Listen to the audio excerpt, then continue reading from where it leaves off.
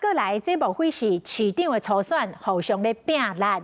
这个高雄基丁的风吹节8月初9来开幕，有意思要参选高雄市长的3个民进党的立委区议员罗瑞良甲林岱华，拢有到场参加。讲林岱华甲区议员坐做伙，讲两个人的互动真奇妙。看到共党的同事嘴笑目笑，笑到嘴也里塞塞。区议员甲罗瑞良真有话讲，愈聊愈话。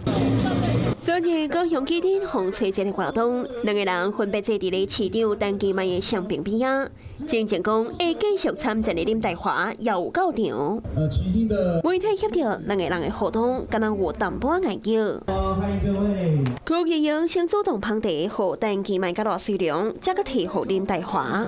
最热情的大家也来点最热情。第一只都接过，林岱华的顺手捧互边爱嘉宾。我想我们就是还是按照既定的步骤一步一步的再往前推进。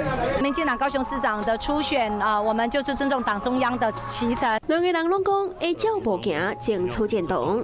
区议员6月得到永延会重要人士赵天定的支持后，对面册顶还摇打出市长陈其迈公山后晚会会长公开支持的相片。